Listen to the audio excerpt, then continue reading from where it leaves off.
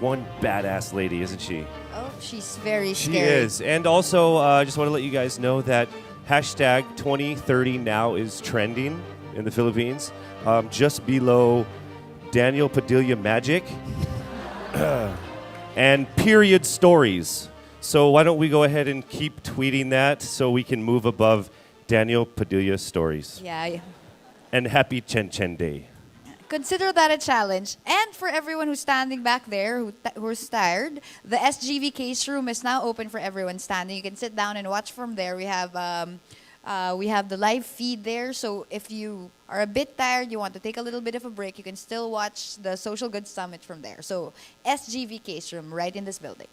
All right, so right now we're going to have a question and answer portion. And I think what we're going to do is you guys in the audience will raise your hands and approach the mic. So we'd like to call. Oh, you're there. Great. See, my boss is really smart. She's there. Okay, question starting now. That's why she's your boss. Yeah, she's very scary. Game. Right there, the gentleman over there, the mic is right behind you. Please introduce yourself as well. Good afternoon. I'm Mr. Magno from Valenzuela City. My question to Ma'am Risa. Indeed, Rappler is 100% powerful online. My question is, what about offline? When disaster strikes, users who utilize signal-dependent internet provider will become powerless. It's a fantastic question, sir.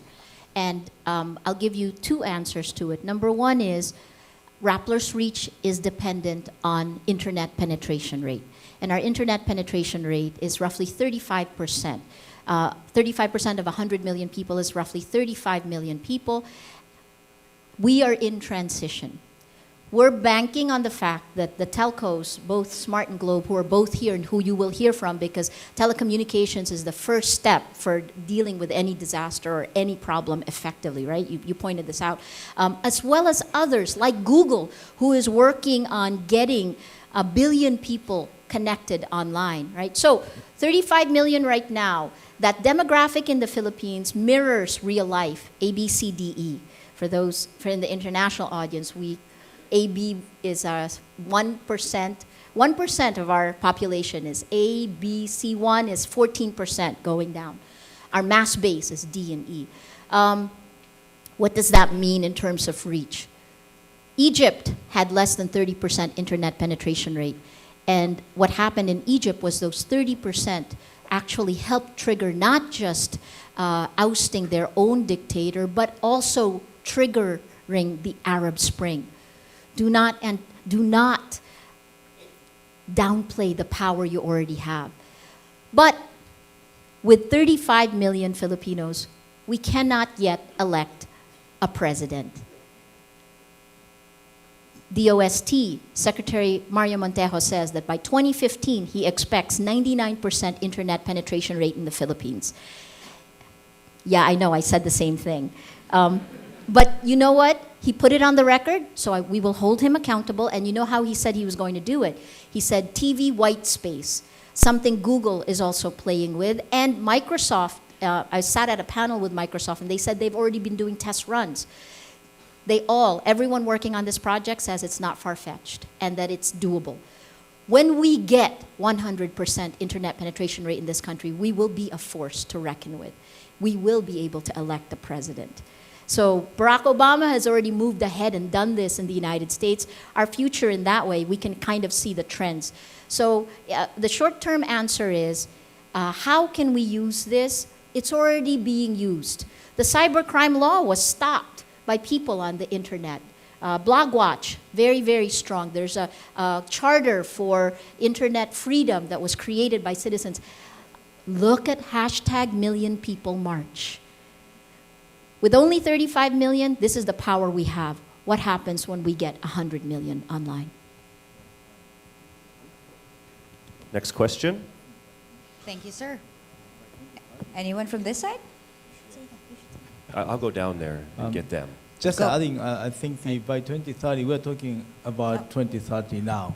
And then by 2030, the projection is almost everyone in Philippines or most of the country will have access to those informations. Therefore, we are really working together to make sure we reach extra mile. Who are those who are in need of support but not yet having access? So that's the way we see our partnerships going through. Thank you. Thank Thank you. you. Hi there. My name is Edwin Caedong Soriano from Rescue PH. In the past typhoon, there was a tweet and it said, "Is this Rescue PH or is it Rescue Manila (MNL)?" This concerned us because we felt as if social media is gravitating towards Manila. Of course, so many internet netizens in Manila, of course. And in the meantime, there's 65,000 evacuees in Zamboanga, and I don't feel it in the social media space. How do you think we can influence that so that our concerns are not just Manila-centric, but the country? Thank you. Thank you, Edwin. Again, great question. You will hear from Rescue PH in the volunteer panel later on, but to answer the question, the internet gravitates towards urban areas at this point in time. But strangely, one of the most connected cities is not Manila. There are patches in Manila where we know, be nice to our telco providers, but we all complain, right? The better it would be, the better for all of us, but the better for them as well. But one of the most connected cities is CDO. If you look at which cities are there, but part of our problem, and this is what Move PH is trying to do, before Rappler even went online, Move PH was going to schools to actually teach social media. DepEd is our partner now, and we need to teach Filipinos the power of social media, that you can use it not just to stay in touch with your family and friends, but you can actually use it for bigger things, to actually help in crisis, or to actually spread joy rather than anger, which is what we tend to do most of the time, right? So how can we do it? One, just like CCA, the Climate Change Adaptation and Disaster Risk Reduction, education. Part of it is, it's not that they don't have the devices. 70% of Filipinos still access the internet through internet cafes. So they're not on all the time, but they're there. And now Smart and Globe have free services where they access social media online for free, right? So that's also the way Filipinos, we have 10 to 12 million Filipinos working globally, are overseas Filipino workers. How will this change? Like in Climate CCADRR, education. 2, we need to, like Tupperware parties, band together in each of our cities, and then come together in God's eye view, which is the basic foundation of what we want to try to do with you today. This technology is so brand new. It's so brand new. Remember, don't forget, Facebook was invented in a college dorm room in 2004. YouTube came out in 2006. Google bought it when? It's so new. We're all trying to figure it out. And I think that the baby steps we're taking at some point hits a tipping point. And I know it will happen, if not this year, next year. Thank you. I think we have time for one more question.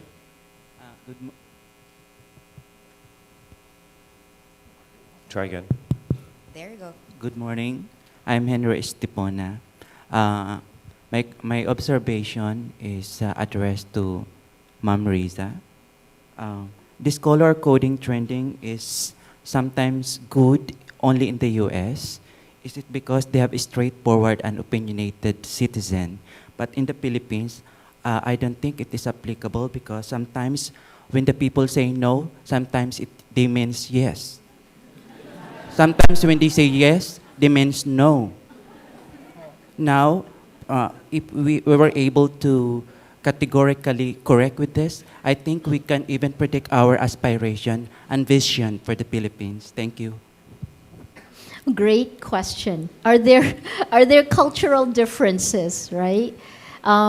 Yes, there are cultural differences, but again, you can see, let me warn you of the dangers. We all know, if you're in this room, you've been on social media long enough, you know the dangers. There's a lot of trash there, there are dangers. But I am such an optimist with this technology. Why? Because it is fully transparent. If somebody bullies someone, we all know Chris Lau. You may not have met him, but Chris Lau wasn't informed, diba? And he gave us a story. So the first is, I think social media will change our culture. I think it will connect us with a global community, with global values. Hopefully, we will still always say no, yes, when we mean no, because our culture is that way. We don't like disappointing. But maybe if we want to compete in a global economy, we begin to be more efficient and we begin to talk. Because if we're not just talking amongst ourselves, we move beyond our parochial interests to a global community. I'm a fan of greater transparency. As a journalist, transparency is what we're after. We try to hold all of us accountable. And as you know, sometimes we say, power, you are wrong, like we did the other day, last week. But I won't go there. I think where we need to go with this now is, you have to get on the bus. It's moving. Okay, let's say it's a plane, because it's technology, or a spaceship. It's so fast. I said this at the Senate during the FOI hearing. 15 days is a generation online. A lot can be done online. And in the last 2 years, I can see the netizens. I can see all of us online scrambling, trying to do something, volunteering, not sleeping, trying to help. But how can we help? How can we connect with the agencies, government, whose job it is to do that? Maybe instead of just yelling at them to do their jobs better, we can actually help. Maybe we can harness everything we're doing. Rescue PH has tried to do that, but one of the things that we can do now is direct connection. Top-down governance, bottom-up civic engagement. I think it will change our culture. I hope it will change our culture for the better, because too many things stay in elite power circles. May I add something on this topic? I think there are, we call silent majorities many times, who are not having a voice, even saying yes or no. I think those people, how to reach those people to say yes or no is very important. And also in terms of the culture, there is a yes-no culture to some, You can say yes-no culture, you want to know yes or no all the time. Are you happy or unhappy all the time? There are in between too. Sometimes you can't make decisions, sometimes you are confused, you need to know have more information. Then the level of yes, for example, how deep is your love? There is a song, in fact.